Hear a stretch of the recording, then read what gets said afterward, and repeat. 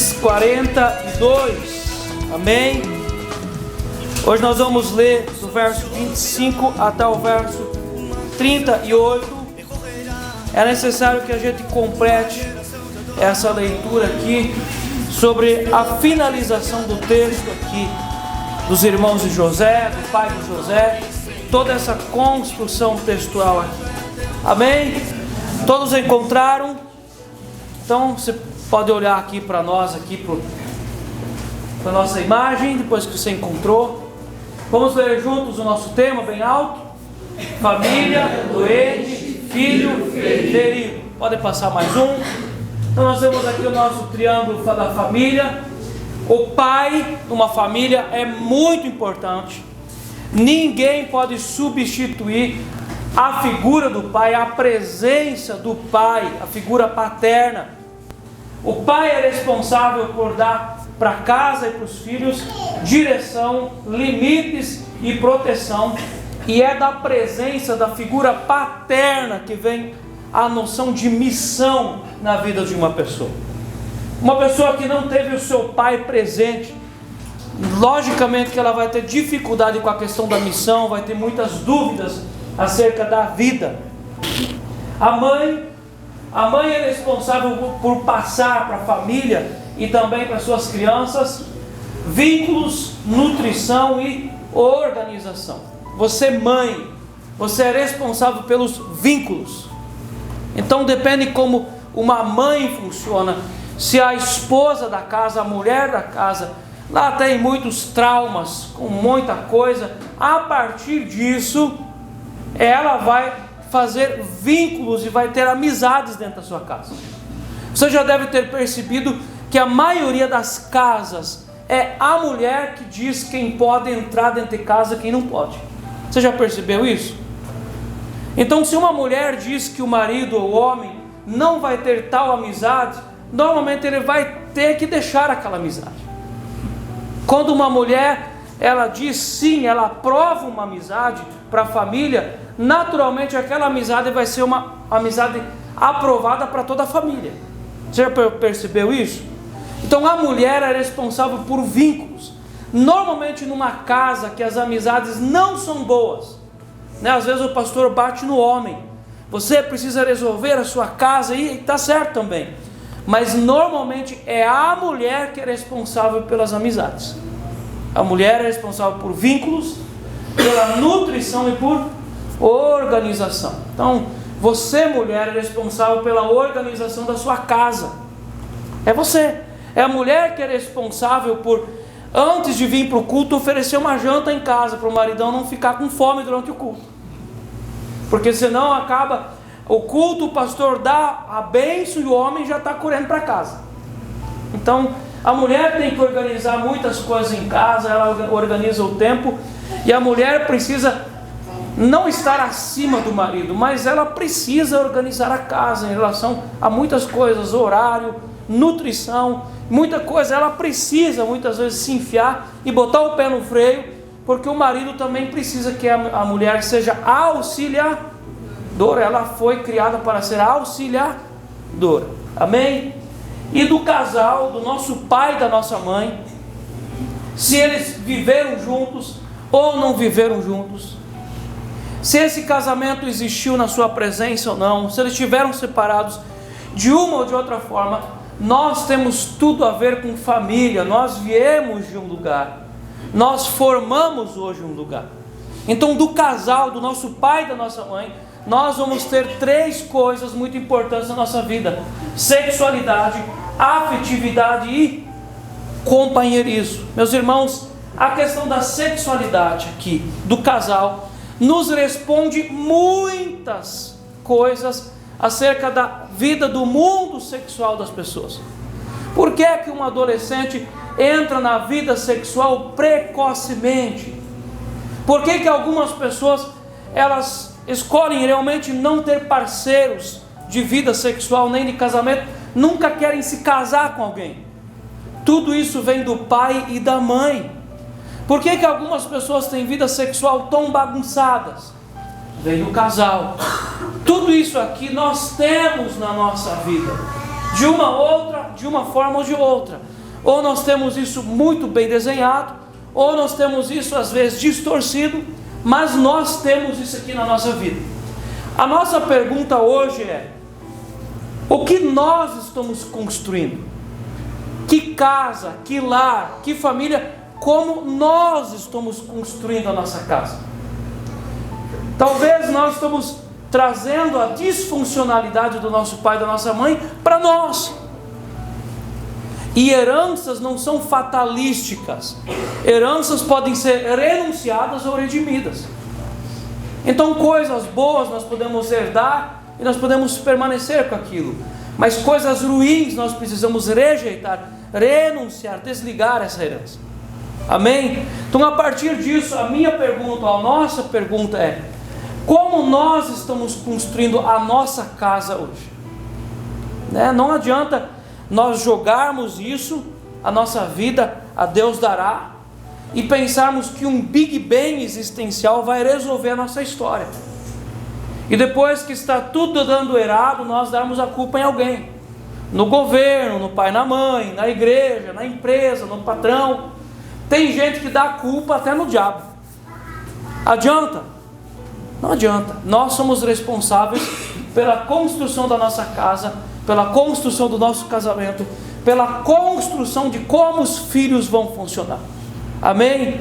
Tem uma coisa muito importante aqui, que quando nós vamos estudar sobre famílias, eu vou falar com vocês sobre isso. É o pai e a mãe que decidem com quem os filhos vão casar. É a partir da formação, da educação, que os filhos vão buscar um companheiro de casamento. Você já viu pais assim muito tristes ou por que os filhos casaram com tal pessoa? Quando você observa o casamento daquele pai e daquela mãe, naturalmente você vai perceber que a vida toda os pais induziram, eles tenderam para esse lado, e eles induziram para que os filhos escolhessem parceiros de casamento daquele tipo. É os pais aqui, é o casal que determina quem vai ser o parceiro de casamento do filho e da filha. Amém? Então é uma coisa muito importante para a gente falar aqui. Às vezes os filhos então procuram um casamento com gente porcaria. Meu Deus, como o pai e a mãe ficam tristes e revoltados. Mas muitas vezes a vida toda os pais induziram esse tipo de casamento, então eles não conseguem aceitar aquilo que eles mesmos construíram. Também de forma positiva, os pais também podem induzir um bom casamento para os filhos, não apenas orando pelos filhos, mas funcionando bem como casal. Pode passar mais um. Então, nós temos aqui as 5 famílias. Você já deu uma reparada em qual família você se encaixa? De uma dessas famílias nós viemos. Por que nós estamos olhando isso? Porque José, o nosso personagem do nosso estudo aqui, ele veio de uma família caótica. Tinha um caos ali. O pai tinha 2 esposas, ele tinha 2 concubinas. Pelo final aquilo dava 4 mulheres, aquilo dava um monte de filho. Um caos. Tinha comunicação nessa casa? Tinha uma comunicação bem ruim. E a casa onde José foi criado é uma simbiose, é uma mistura de 2 famílias. É caótica com família protetora, porque ao mesmo tempo que é um caos aquela casa, que o Jacó não dá conta de organizar a casa, nós também vemos esse Jacó tendo um filho preferido, super protegido. E agora nesses outros textos, quando José já não está mais em casa, o Benjamim é o filho super protegido. Toda proteção é uma desproteção. É um pai que na verdade quer proteger muito os filhos, desprotege, porque não emancipa eles para a vida. Então vamos ver junto as famílias bem alto, de lá para cá. Vamos lá? Caótica, regras, vínculos, protetora e aglutinada. Pode passar mais um. Nós também precisamos dar uma olhada aqui na nossa alma, na janela de Juari, que representa as 4 partes da nossa alma, nosso interior.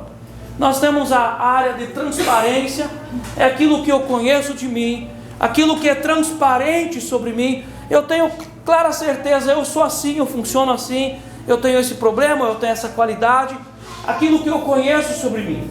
A área cega, o que eu não conheço de mim e aquilo que eu não consigo enxergar em mim. Você consegue entender que pode haver pontos na sua vida que você não consegue ver em você? Você consegue entender isso? A coisa mais legítima e mais pura é você, homem, deixar a sua esposa avaliar você. A coisa mais legítima, mais pura é você, esposa, deixar o homem, o marido avaliar você, sem você boicotear ele depois. A coisa mais legítima é quando nós encontramos essa avaliação sincera na nossa casa, alguém que nos corrige, porque pode haver na nossa vida pontos cegos, e às vezes eu posso estar muito enganado acerca de mim mesmo, eu achando que eu sou muito bom em alguma coisa, mas todo mundo me odeia por aquilo. Você já pensou? Pode haver isso, pontos cegos. Nós também podemos olhar a área oculta. A área oculta é o que os outros não veem em mim, eu escondo. As pessoas às vezes têm áreas ocultas, elas escondem de todas as formas, elas escondem. Não, eu não tenho problema com meu pai e com minha mãe. Não tenho problema com meu pai e com minha mãe. Não, eu não tenho problema com ninguém. Não, eu estou muito bem resolvido na minha vida. Mas às vezes essa pessoa, ela tem sim problema com o pai, tem problema com mãe, tem problema com o passado, mas ela esconde isso de todas as formas. Ela esconde, ela coloca o tapete vermelho em cima, ela tenta espiritualizar a situação. É a área oculta. Traumas, feridas, rejeições, pecados, hipocrisias. Para cá, a área inconsciente. Aquilo que aconteceu na vida da pessoa, que é traumático, que é duro, que feriu, são pontos emocionais muito fortes, mas ela não lembra. Abusos, às vezes abusos sexuais, abusos emocionais, abusos psicológicos. Acontecem às vezes abusos na vida de uma pessoa no tempo da infância, que ela não lembra, ela não consegue lembrar. Ela realmente não lembra, às vezes ela cauteriza, ela fecha aquela área porque dói muito, e automaticamente ao fechar e proteger aquela área da dor, ela protege e ela tem outras memórias que ela perde. É a área inconsciente que só Deus conhece. Então nós vamos olhar para essas duas áreas, a área cega e a área oculta, por causa que José tem essas duas áreas na vida dele. Nos fica muito claro aqui no texto. Ele tem coisas que ele não enxerga acerca dele. Tem área cega. E olha que José era um homem de Deus. A Bíblia diz que era cheio de Deus, cheio da presença do Espírito de Deus. Mas o José também tinha uma área oculta que ele escondia. Ele escondeu da esposa dele que ele tinha família, no sentido de pai, tinha irmãos. Ele escondeu do patrão dele que ele tinha família. Ele escondeu a vida dele o tempo todo. E depois ele ainda tentou se esconder dos irmãos, não se mostrar. Ele tinha uma área oculta. Meus irmãos, a área oculta muitas vezes é responsável pelos dramas da vida de uma pessoa, pelas tristezas, pelas frustrações, pela vida não ir para frente. Muitas vezes as áreas ocultas, o que a pessoa esconde, ela não quer falar, acaba trazendo um drama cada vez maior para a existência dela. E outras vezes essa área inconsciente também é responsável, assim como diz Freud, aquilo que eu não conheço, aquilo eu não domino. Então eu preciso conhecer para dominar. Pode passar mais um. Agora nós vamos ler o texto do verso 25 até o verso 38. Gênesis 42, 25. Ordenou José que eles enchessem de cereal os sacos, e eles restituíssem o dinheiro a cada um no saco de cereal, e o suprissem de comida para o caminho, e assim lhes foi feito. E carregaram o cereal sobre os seus jumentos e partiram dali. Abrindo um deles o saco de cereal, para dar de comer ao seu jumento na estalagem, deu com o dinheiro na boca do saco de cereal. Então disse aos irmãos: devolveram o meu dinheiro, aqui está na boca do saco de cereal. Desfaleceu-se-lhes o coração, e atemorizados entreolhavam-se, dizendo: que é isso que Deus nos fez? E vieram para Jacó, seu pai, na terra de Canaã, e lhe contaram tudo o que lhes acontecera, dizendo: o homem, o Senhor da terra, falou conosco asperamente, e nos tratou como espiões na terra. Dissemos-lhe: somos homens honestos, não somos espiões. Somos 12 irmãos, filhos de um mesmo pai, um já não existe, e o mais novo está hoje com nosso pai na terra de Canaã. Veja só no verso 32, os irmãos reafirmando para o pai que José não existia mais. Eles reafirmam, depois de 22 anos, eles reafirmam que José não existe mais. Mas eles sabiam o que tinha acontecido com José. Verso 33: respondeu-nos o homem, o Senhor da terra: nisto conhecerei que sois homens honestos. Deixai comigo um de vossos irmãos, tomai o cereal para remediar a fome nas vossas casas e parti. Trazei-me vosso irmão mais novo, assim saberei que não sois espiões, mas homens honestos. Então vos entregarei vosso irmão e negociareis na terra. Aconteceu que, despejando eles os sacos de cereal, eis que cada um tinha sua trouxinha de dinheiro no saco de cereal, e viram as trouxinhas com o dinheiro, eles e seu pai, e temeram. Então, de uma forma bem ingênua, anos passados a gente lia esse texto e a gente pensava como José tinha sido bonzinho com os irmãos, mas ele não tinha sido bonzinho, ele estava se vingando. Porque quando nós temos feridas de alguém, traumas, o natural é nós agirmos assim: eu não quero nada dessa pessoa, eu não quero nada com essa pessoa. Às vezes a pessoa realmente tem falta, ela precisava ganhar aquilo que o ofensor está dando, mas a pessoa, por orgulho da ferida, ela diz: eu não quero nada de José, eu não quero nada dos meus irmãos, os meus irmãos eu não quero nada deles. Então por isso que José teve essa atitude de botar o dinheiro de volta, mas ele também queria assustar os irmãos. Verso 36: então lhe disse Jacó seu pai: tendes-me privado de filhos, José já não existe, Simeão não está aqui, e ides levar a Benjamim, todas essas coisas me sobrevêm. Deus colocou Jacó, gente, olha aqui um pouco para mim. Eu gostaria que você entendesse a partir de hoje que Deus colocou Jacó e a sua família contra a parede, sem saída, porque Deus estava construindo a restauração de uma família. Muitas vezes Deus precisa colocar uma igreja contra a parede. Muitas vezes Deus precisa colocar um casamento contra a parede, porque Deus tem um plano com essa família. Se Deus simplesmente dá uma ordem para uma igreja, para um casal, para uma família, simplesmente dá uma ordem: consertem o passado de vocês. Essa família não vai consertar. Eles vão protelando, vão empurrando, vão procrastinando, mas não consertam. Então Deus precisa interferir com fome sobre a terra. Deus precisa interferir colocando Jacó, o patriarca, como cauda e o Egito como cabeça,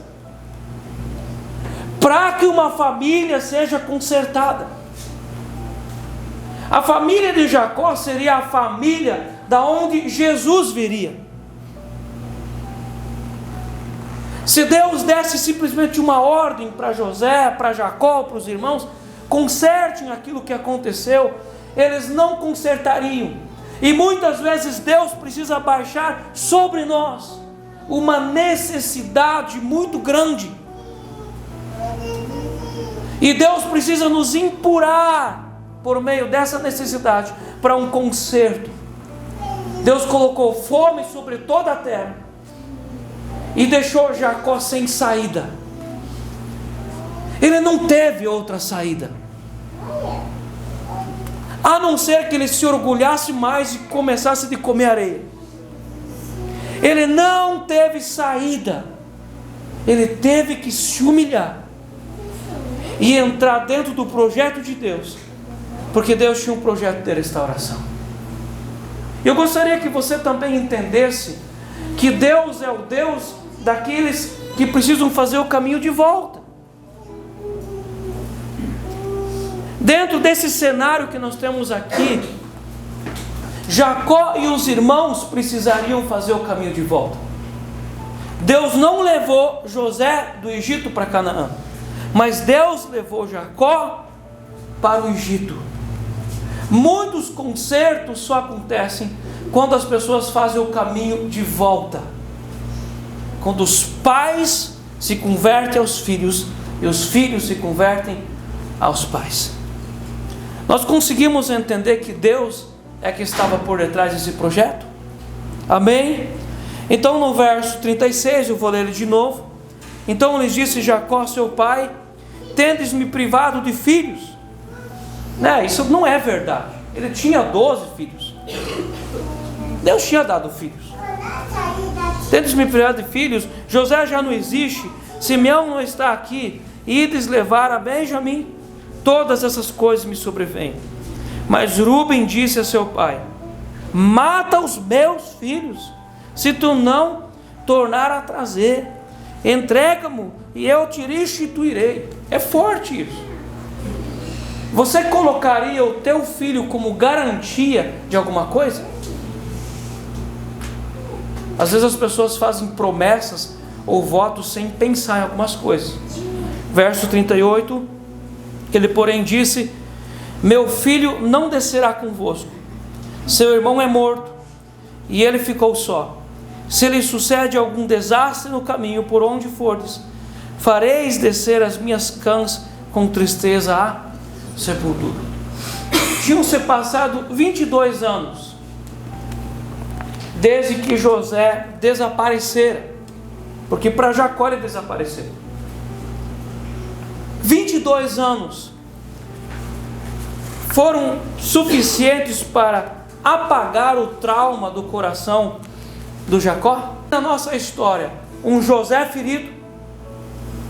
Nós vemos aqui os irmãos de José atordoados, atormentados com aquela situação da prisão, a situação do dinheiro nas bolsas, aquela situação de trazer Benjamim para o Egito.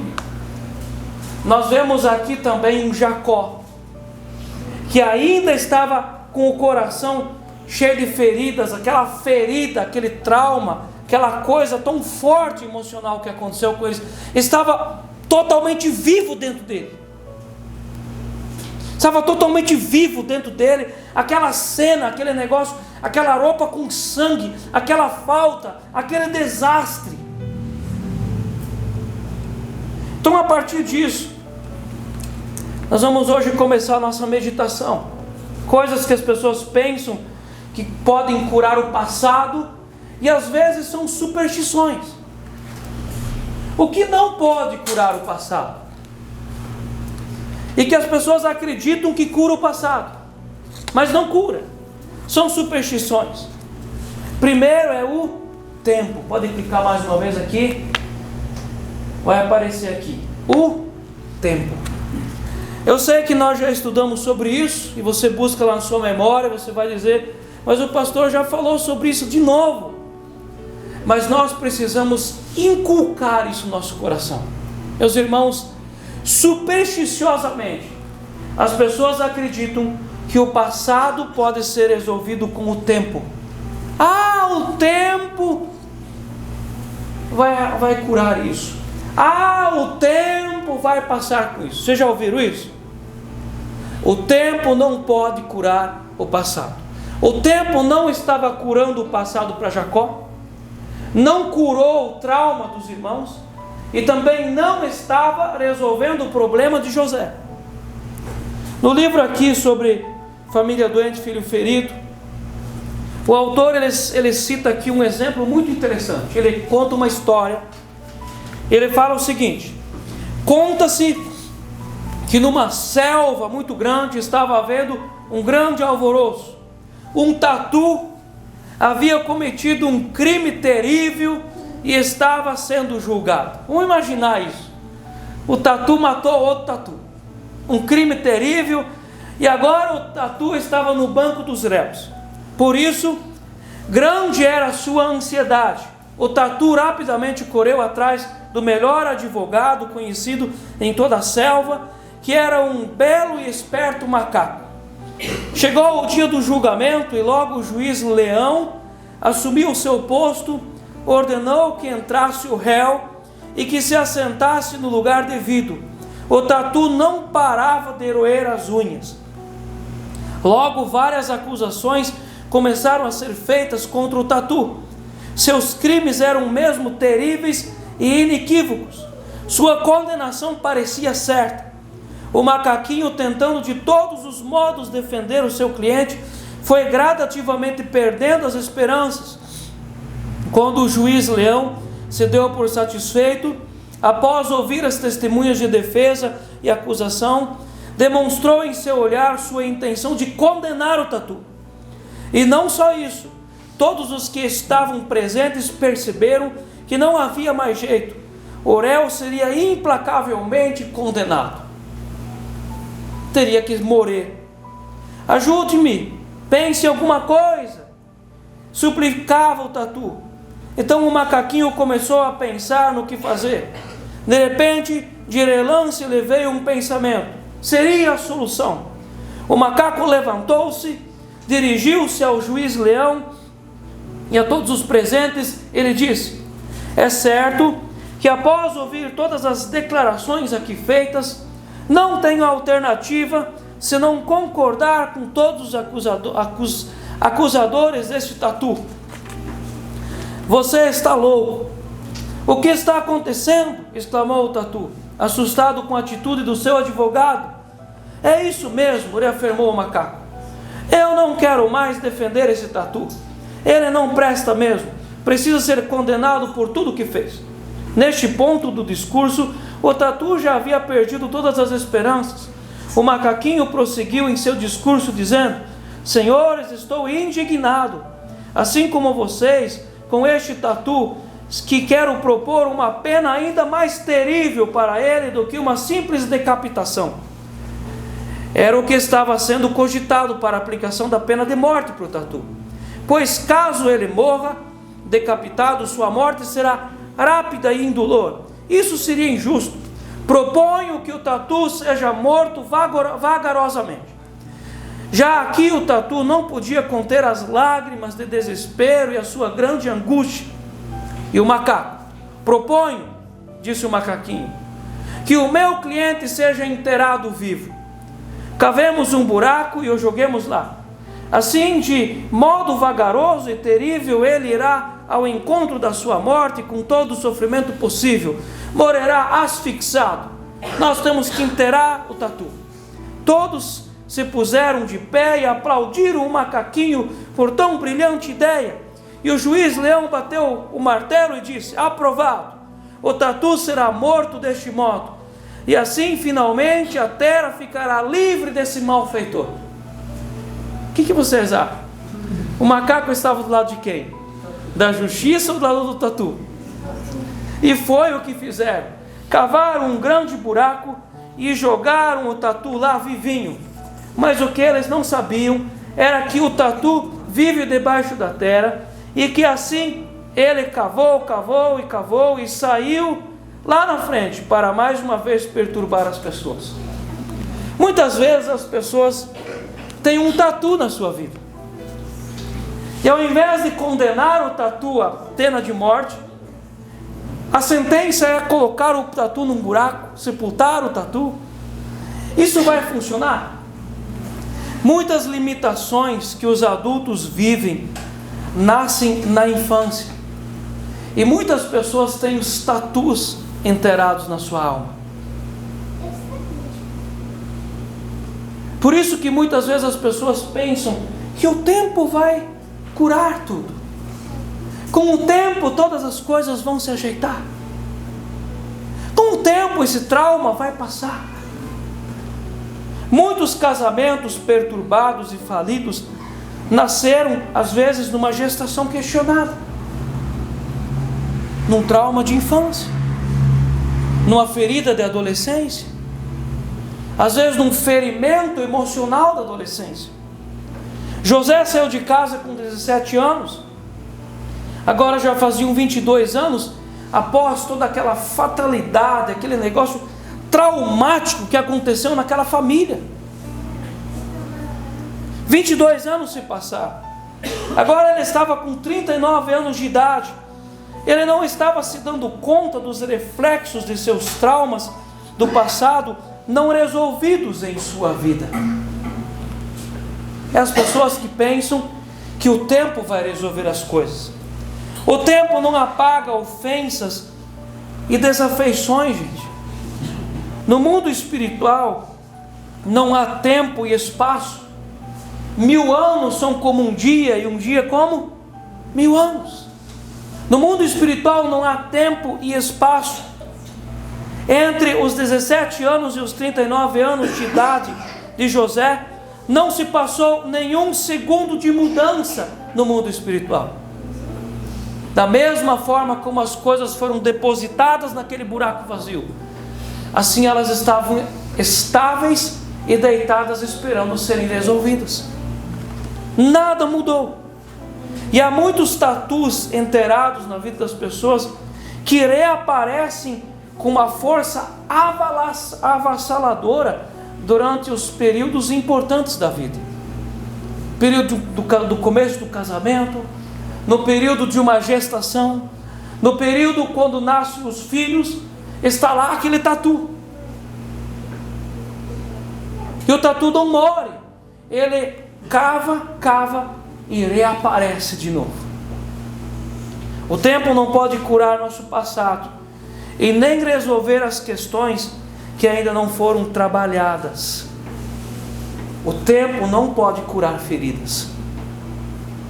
A segunda coisa que as pessoas pensam que pode curar traumas, pode clicar lá mais uma vez, é a distância, a fuga geográfica. Mudar-se para outro lugar para fugir de algo traumático. Muitas vezes as pessoas fazem isso. Mudam de um bairro para o outro porque tem algo traumático que aconteceu naquele lugar. Eu não aguento ficar aqui. Às vezes as pessoas mudam de uma cidade para outra porque algo traumático aconteceu naquela cidade na vida dela. Às vezes as pessoas mudam de um trabalho para o outro, de um ramo de serviço, porque elas traumatizaram naquela área que elas estão trabalhando. Deslocar-se geograficamente do lugar da dor pode por algum tempo ajudar a amenizar as coisas, dando uma trégua para a pessoa respirar. Às vezes vai ser bom aquele primeiro tempo de mudar-se de uma cidade para outra, por causa que alguma coisa traumática aconteceu ali. Mas a distância geográfica não pode curar um trauma. Você já ouviu alguma vez alguma história de alguém, de um homem que não consegue ser fiel com a esposa? Então toda a família tem um projeto de mudar-se para uma outra cidade, para longe da amante. E eles acreditam que a distância, a fuga geográfica, vai resolver aquele negócio traumático daquela família. Às vezes uma família tem sério problema com alcoolismo. Então eles chegam num resultado, num projeto: nós vamos nos mudar para uma outra cidade, para um outro estado, longe dos nossos amigos da bebida alcoólica. Uma fuga geográfica. Isso pode dar, às vezes, um respiro durante algum tempo. Aquela família se reorganiza, às vezes procuram uma igreja, param com a bebida alcoólica durante um tempo, mas em algum tempo tudo retorna. Acham-se novos amigos e aquela bebedeira continua, aquele trauma continua, aquela amante reaparece, porque a distância não pode curar algo traumático, gente.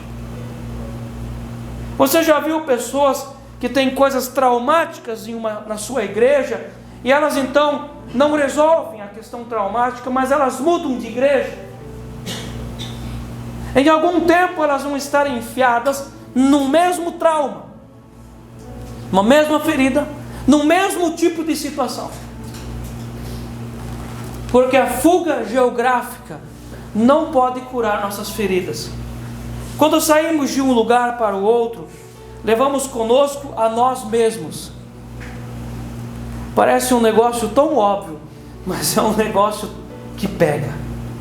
Quando nós saímos de um lugar para o outro, nós levamos conosco a nós mesmos. Esse às vezes é o maior problema. Não chegamos a esse destino vazios ou curados. Chegamos com um caminhão de mudanças, abarrotados de problemas diversos. Por isso que todo o texto de Deuteronômio 28 vai sempre de novo falar: mas a maldição vos alcançará. Deuteronômio 28, verso 45, o texto diz: todas essas maldições virão sobre ti e te perseguirão e te alcançarão até que sejas destruído. E o texto fornece algumas informações de ir para uma cidade, para outra, mas a maldição vos perseguirá.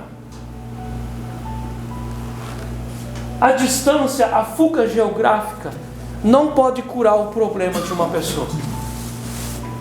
Tem pastores que a cada pouco tempo precisam mudar de igreja. 3 anos, 4 anos, 5 anos. Eles pegam a sua caixinha de sermões e vão para uma outra igreja, porque sempre de novo acontece algo traumático no trabalho deles. E normalmente o golpe é sempre nos mesmos lugares, o trauma é na mesma ferida. Então eles se mudam para uma outra igreja. Nesse mesmo período, 2 anos, 3 anos, 4 anos, o mesmo trauma reaparece. Eu acho que nós vamos ter que colocar esse tatu aqui em todos os nossos pontos. O tatu ainda estava debaixo daquele buraco cavando, e o trauma reaparece. Meus irmãos, a distância, a fuga geográfica não pode resolver os nossos traumas, nossas dores, as nossas feridas, os nossos problemas emocionais.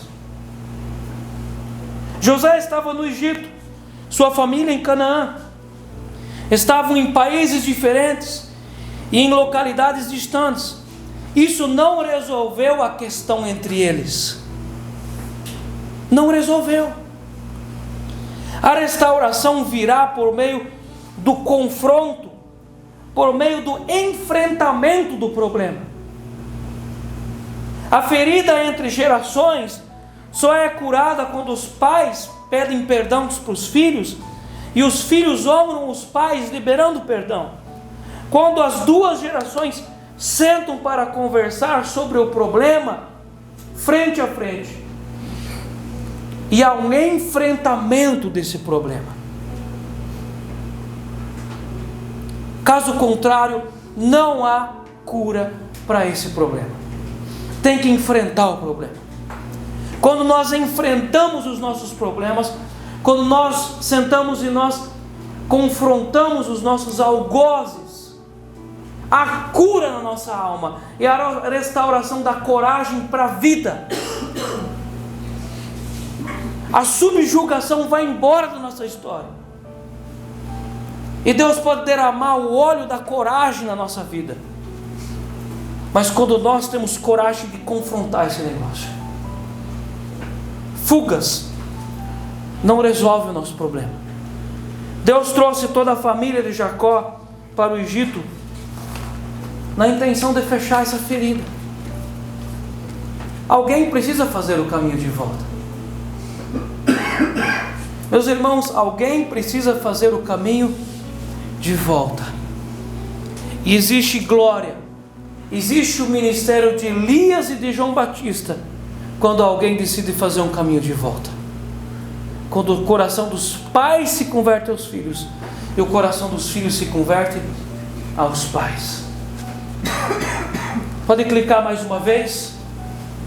Então, a terceira ideia errada das pessoas, a terceira fuga, é a espiritualidade. Quando as pessoas espiritualizam a ferida. Muitas pessoas se escondem por trás da sua espiritualidade, e algumas falam em línguas estranhas, profetizam, discernem espíritos, oram alto, incisivamente, e imaginam que essas habilidades que Deus deu são garantia da sua cura emocional. Agora eu estou curado emocionalmente porque eu discerni um texto bíblico. Agora eu estou curado espiritualmente porque Deus me capacitou de falar em línguas. Todos os dons espirituais que a Bíblia nos dá e nos fala, nós cremos e nós defendemos, sem problema.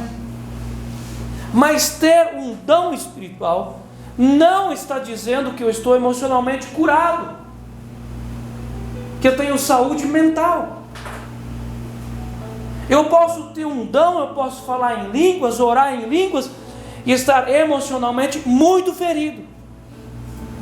Às vezes nasce um problema desse negócio.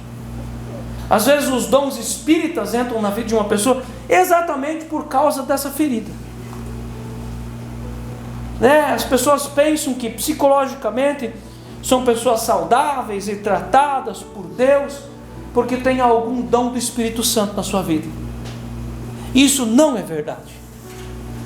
O fato de alguém ter um dom do Espírito na sua vida não garante que a pessoa é saudável emocionalmente. José era um homem cheio de Deus? Sim. Ele era cheio da presença de Deus. Ele tinha sonhos proféticos. Desde a sua adolescência ele tinha sonhos proféticos. José discernia sonhos. Ele discernia os sonhos do copeiro-chefe, do padeiro-chefe. Eu acredito que nenhum de nós tem esse dom aqui de discernir sonhos, e José tinha isso. José discerniu e interpretou sonhos de Faraó. José era um cara que administrava, ele tinha o dom da administração. José era um cara espiritualmente limpo, era um cara sexualmente preservado. Em Gênesis 39, verso 2, o texto diz que o Senhor era com José. Deus era com ele. Um homem desenvolvido na vida espiritual. Em Gênesis 41, verso 39, depois disse Faraó a José: visto que Deus te fez saber tudo isso, ninguém é tão ajuizado e tão sábio como tu. José era um homem ajuizado. Ele não tinha cabeça solta. Tem gente que tem cabeça solta. José era ajuizado. Um dom de Deus na vida dele. Mas mesmo uma pessoa com tantos dons espirituais, dons de administração, um homem ajuizado, um homem equilibrado emocionalmente, uma pessoa assim pode ter feridas? Pode. Elas estavam ali. O tatu estava cavando ali ainda. José era um homem cheio de graça divina, mas a sua alma e o seu passado não estavam em ordem. A história de José nos prova de que é possível ser cheio do Espírito de Deus e ainda assim estar cheio de problemas no coração, cheio de relacionamentos partidos, cheio de mágoas não perdoadas e de sentimentos doloridos ainda não expressados. José tinha isso. Tinha ou não tinha, gente? A Bíblia nos mostra isso. A hipocrisia nasce de querer servir a Deus sem querer resolver o passado.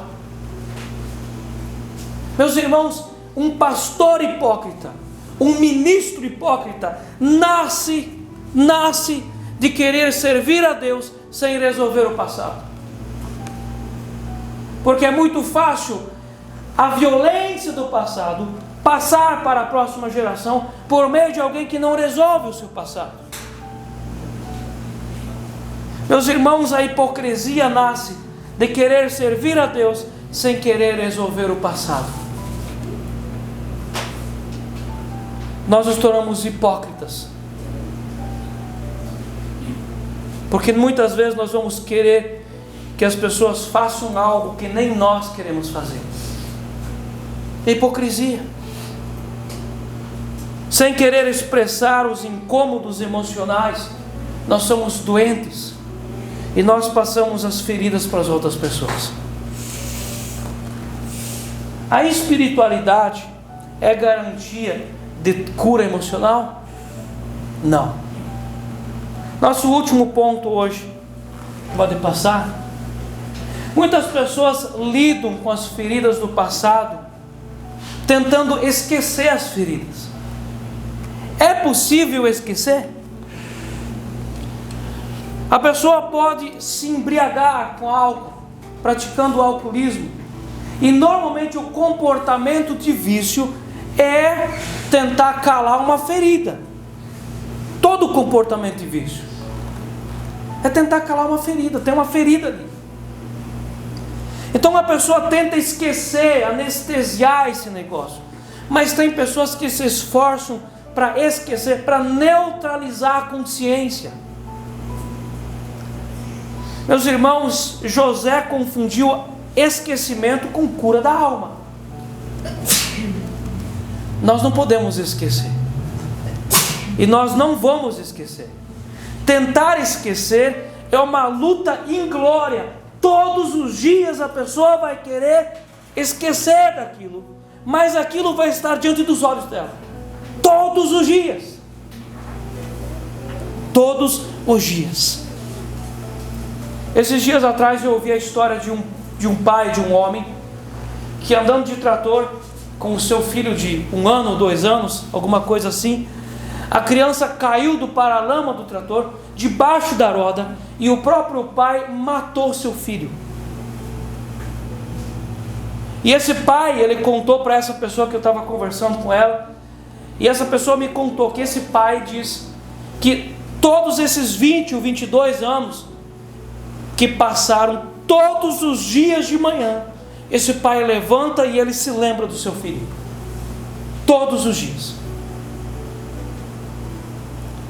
Meus irmãos, uma história assim até pode estar redimida e não doer mais, mas vai lembrar. Meus irmãos, não deixa Satanás falar para você: você tem que esquecer desse negócio. É uma luta inglória. Você não vai conseguir esquecer. Você não vai esquecer. Aquele trauma, aquela ferida, aquele abuso, aquele negócio tão forte que aconteceu no seu emocional. Não adianta você lutar, você não vai esquecer.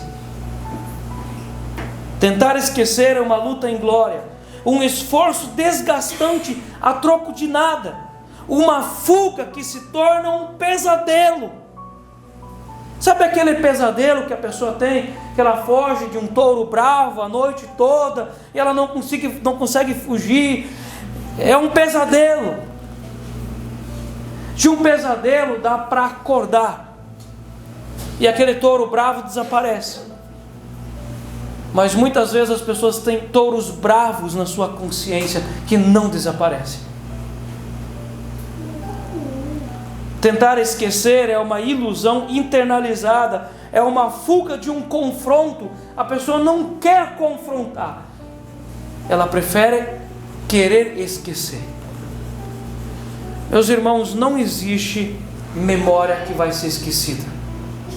A consciência jamais esquece das coisas não resolvidas. Eu vou ler de novo isso aqui. A consciência jamais se esquece das coisas não resolvidas.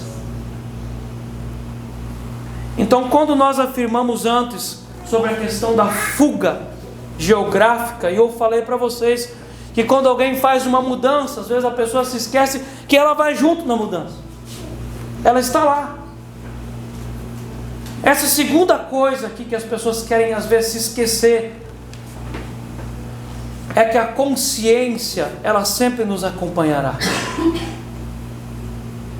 Uma pessoa que morre sem Jesus e vai para o inferno, ela vai para o inferno consciente. A consciência nunca vai te deixar. A pessoa que resolve a sua vida em Cristo, redimida pelo sangue de Cristo, vai para a eternidade do Cordeiro. Ela estará diante do Cordeiro consciente. A consciência nunca vai te deixar. E você jamais poderá fugir da tua consciência. Alguém que adquire, traz sobre si um Alzheimer, um Parkinson, um breve tempo de vida. Após o falecimento, a consciência não se desfaz. Na ressurreição dos mortos, a consciência estará lá. Não tem como fugir da própria consciência, irmãos. Nem com um ponto cego, nem com um ponto oculto. Não dá para fugir da própria consciência. Nós sabemos o que nós mesmos sentimos e o que nós fazemos. Não dá para fugir. O ativismo de José, vendendo cereais e atendendo as pessoas, pegando dinheiro, contabilizando dinheiro, aquele ativismo ocupou ele por um bom período. Você acha que aquilo não era empolgante, vendo os povos da terra vindo?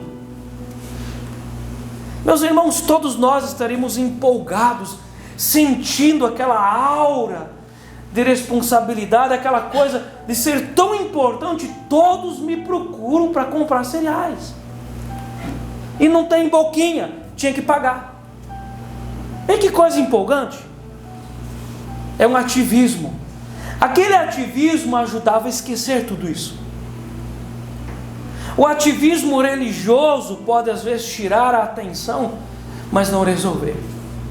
Às vezes o ativismo religioso de algumas pessoas, de estar todos os dias na igreja, na segunda, na terça, na quarta, na quinta, na sexta, enquanto os homens, o sábado o culto, e o domingo dos homens, e o domingo de tarde lavando uma calçada, e o domingo de noite o encontro da família. O ativismo religioso de algumas pessoas, às vezes parece que está tudo anestesiado.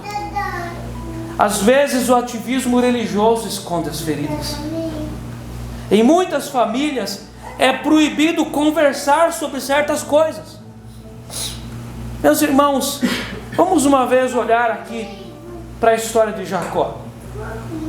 Jacó tinha muitas feridas, muitos traumas na história dele. De uma forma fatal, ele teve que sair da casa dos pais. Ele nunca mais viu a mãe dele, ameaçado de morte pelo irmão Esaú.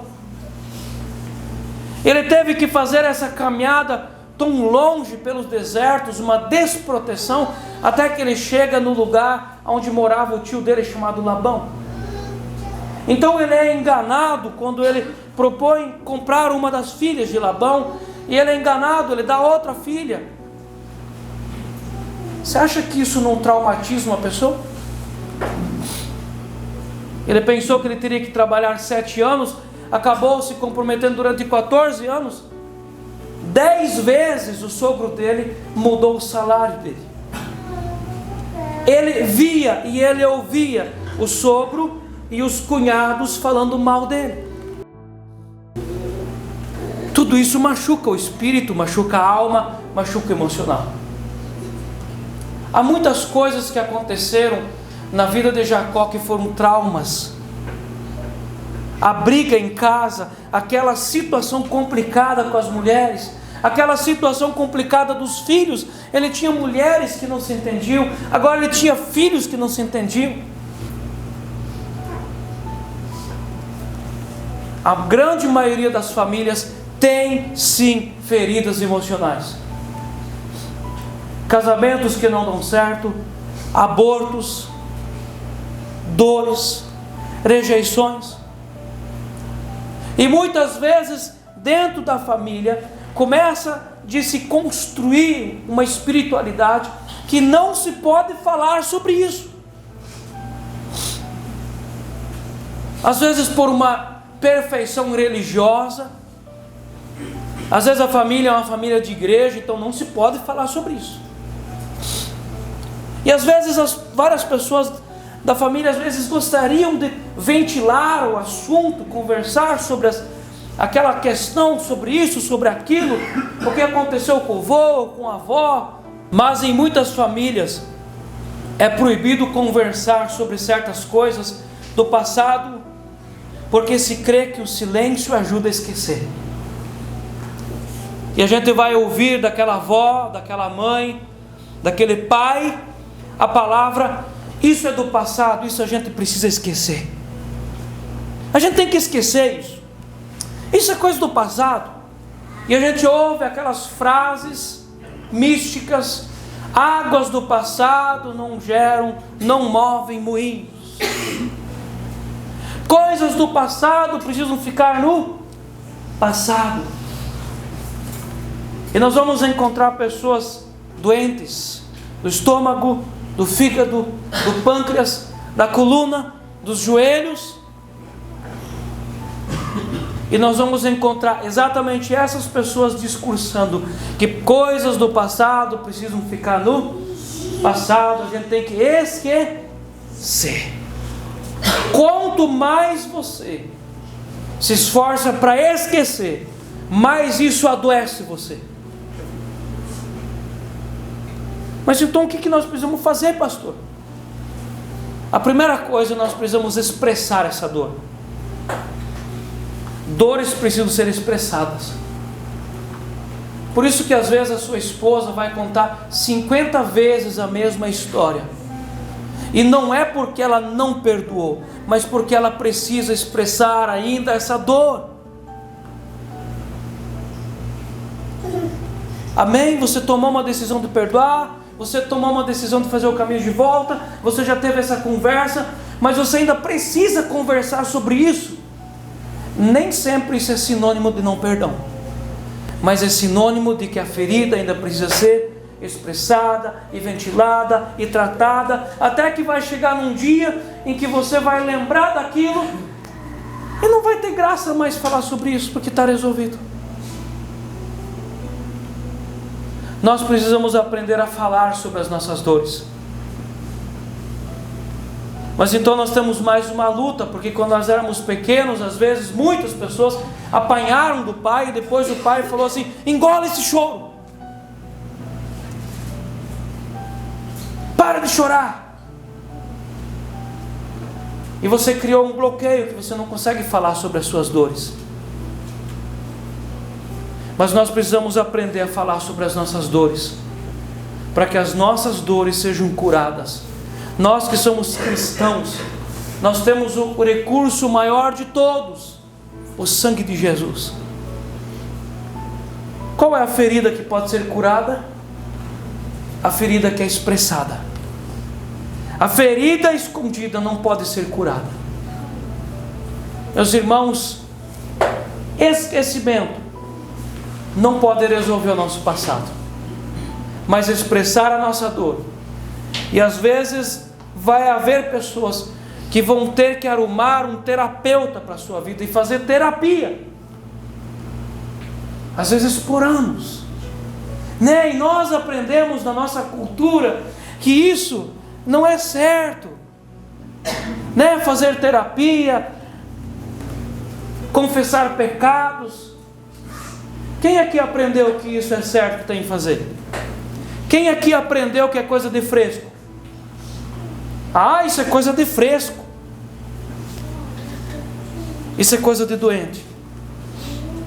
É de pessoas que têm muitas dores e às vezes descontam as suas dores nas outras pessoas, por não terem coragem de resolver as suas feridas.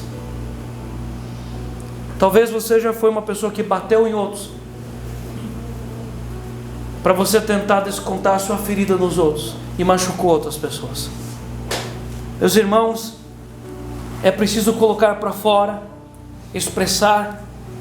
E uma coisa muito interessante para a gente ir encerrando: quando Jesus fazia milagres e curava, muitas pessoas chegavam para Ele e Ele perguntava: o que tu queres que eu te faça? Jesus é Deus. Jesus de antemão sabia tudo. Toda doença, todo demônio, toda falência espiritual e emocional vem por causa de problemas, de pecados. E Jesus queria que a pessoa confessasse. E quando a pessoa confessava e dizia: eu quero que seja feito isso, ela expressava. E ao expressar, Jesus dizia: vai, pois a tua fé te salvou. Você tem fé? Nosso irmão Tiago ia dizer assim na nossa tradução: você tem fé? Então me mostre a tua coragem. Expresse a sua ferida. Você tem fé? Então coloque a sua fé em ação. Não adianta a gente dizer que a gente tem fé se a gente continua doente. Amém? Dá para esquecer? Não. Tem que redimir, botar para fora e colocar o sangue de Jesus sobre isso. Amém. Vamos orar para a gente encerrar esse momento. Em nome do Senhor Jesus, nós queremos colocar na Tua presença, Senhor Deus, a nossa gratidão, porque o Senhor foi muito bom para nós nessa noite. Tudo o que aconteceu aqui nesse culto, os louvores, as palmas, a nossa adoração. Obrigado, Senhor Deus, pela Tua graça e pela Tua oportunidade na nossa vida. Nós também Te agradecemos que o Senhor tem elucidado o nosso entendimento, a tal ponto de nós fazermos a avaliação da Tua palavra. E nós queremos que o Senhor traga a luz sobre a nossa alma, sobre o nosso interior. Fortalece, Senhor Deus, muitos dos nossos irmãos aqui, para que cada um tenha coragem de abrir o seu coração e buscar resolver o seu passado. Nós aprendemos aqui, Senhor Deus, nesse lugar, nessa casa, que nem o Senhor esquece do passado, que nós não temos que esquecer do nosso passado, e até mesmo o Senhor traz à tona o nosso passado não resolvido, para que a gente enfrente as situações, para que haja cura na nossa vida, para que haja cura na nossa existência.